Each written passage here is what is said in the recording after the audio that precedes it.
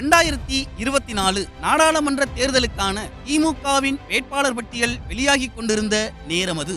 திமுகவின் அதிகாரப்பூர்வ பத்திரிகையான முரசொலியின் பெயரை சுட்டிக்காட்டி தஞ்சாவூரில் முரசொலியே போட்டியிடுகிறது என அழுத்தமாக அறிவித்தார் முதல்வர் ஸ்டாலின். ஒரு தொகுதியில் அதிகமாக 9 முறை போட்டியிட்டு 6 முறை நாடாளுமன்ற உறுப்பினராக தேர்வு செய்யப்பட்ட எஸ் பழனிமாணிக்கத்திற்கு பதிலாக புதுமுகமான முரசொலிக்கு வாய்ப்பு வழங்கப்பட்ட செய்திதான் அது. தஞ்சாவூர் மாவட்டம் திருவையாறு சட்டமன்ற தொகுதிக்கு உட்பட்ட தென்னங்குடியில் 1978ஆம் ஆண்டு பிறந்தார் முரசொலி. தஞ்சாவூர் மன்னர் சரபோஜி அரசு கலைக்கல்லூரியில் இளங்கலை இயற்பியலும், பெங்களூர் ராம் மனோகர் லோகியா கல்லூரியில் இளங்கலை சட்டப்படிப்பையும் முடித்தார்.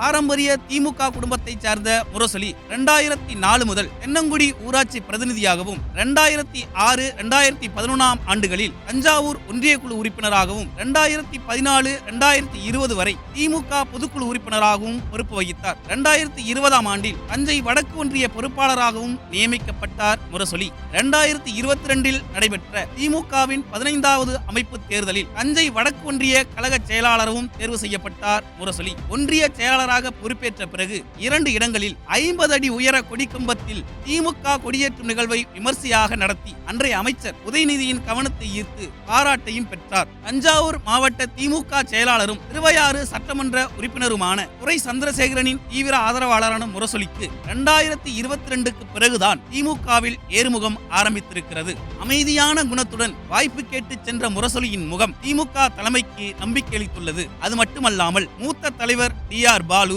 அமைச்சர் அன்பில் மகேஷ் பொய்யாமொழி, தஞ்சாவூர் மேயர் ராமநாதன் என டெல்டாவின் முக்கிய தலைகளின் ஆதரவும் முரசொலிக்கு இருந்ததாக சொல்லப்பட்டது. குறிப்பாக மேயர் ராமநாதன் முரசொலிக்காக தனிப்பட்ட முறையில் அன்றைய அமைச்சர் உதயநிதியிடம் பேசியதாகவும் அப்போது பரவலாக பேசப்பட்டது. முதல்வர் ஸ்டாலின் இவர் பெயரை அறிவித்த போது தஞ்சாவூரில் முரசொலியே நிற்பதாக அறிவித்ததால் தஞ்சை தொகுதிக்குள் தனி கவனம் பெற்றார் முரசொலி. இந்த நிலையில் விவசாயத்தை பின்னணியாக கொண்ட குடும்பத்திலிருந்து தஞ்சாவூர் மத்திய மாவட்டத்தை தவிர்த்து தொகுதிக்குள் பெரிதாக அறிமுகமில்லாத முரசொலி வேட்பாளராக இடம் பிடித்ததற்கு அவருடைய அமைதியான சுபாவம் தான் காரணம் எனவும் சொல்லப்பட்டது.